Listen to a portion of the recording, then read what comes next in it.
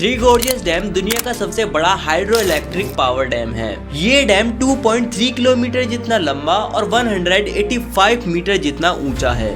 China का ये dam इतना मैसिव है कि ये अर्थ के मास डिस्ट्रीब्यूशन को बदल देता है और अर्थ की रोटेशन स्पीड को 0.06 माइक्रो सेकंड से स्लो कर देता है।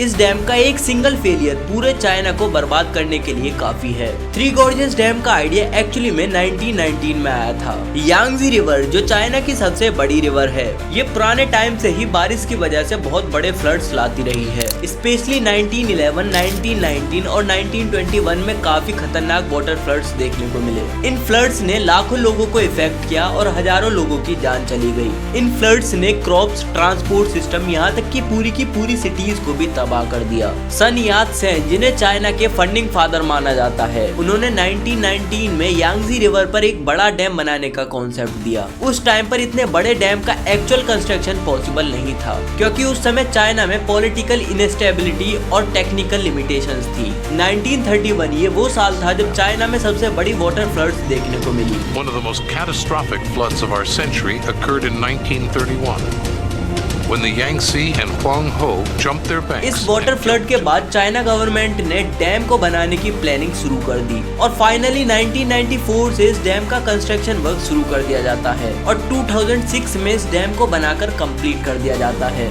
इस डैम में टोटल 34 हैवी टरबाइंस लगे हुए हैं जो 2250 मेगावाट इलेक्ट्रिसिटी जनरेट करते हैं। ये इतनी इलेक्ट्रिसिटी होती है कि इससे इंडिया के 60 मिलियन लोगों के घरों की एनर्जी नीड्स को पूरा किया जा सकता है। इसके साथ साथ इस डैम में शिप को ऊपर से नीचे ले जाने के लिए लिफ्ट भी लगाई गई है। ये लिफ्ट 3000 टन जितनी भारी शिप को ऊपर से नीचे ले जा सकती है। इससे चाइना के ट्रांसपोर्ट सिस्टम में काफी राहत मिलती है। दोस्तों, इस डैम से होने वाले फायदे तो आपको आसानी से दिख जाएंगे, पर इस डैम से होने वाले नुकसान भी कम नहीं है। इस डैम को बनाने के लिए लगभग 13 लाख लोगों को अपना घर छोड़ना पड़ा और ना चाहते हुए भी अपनी जमीन गवर्नमेंट को देनी पड़ी। बहुत सारे रेयर एनिमल्स जैसे कि चाइनीज रिवर डॉल्फिन, जिन्हें बाइजी डॉल्फिन कहा जाता है, वो आज इस डैम की वजह से एक्सटिंक्ट होने के कगार पर हैं। इस डैम की वजह से डाउन स्ट्रीम एरियाज में फर्टाइल सॉइल की कमी होने लगी और ये डैम इतना मैसिव है कि इससे अर्थ की रोटेशन स्पीड भी 0.06 माइक्रो सेकंड से स्लो हो गई है।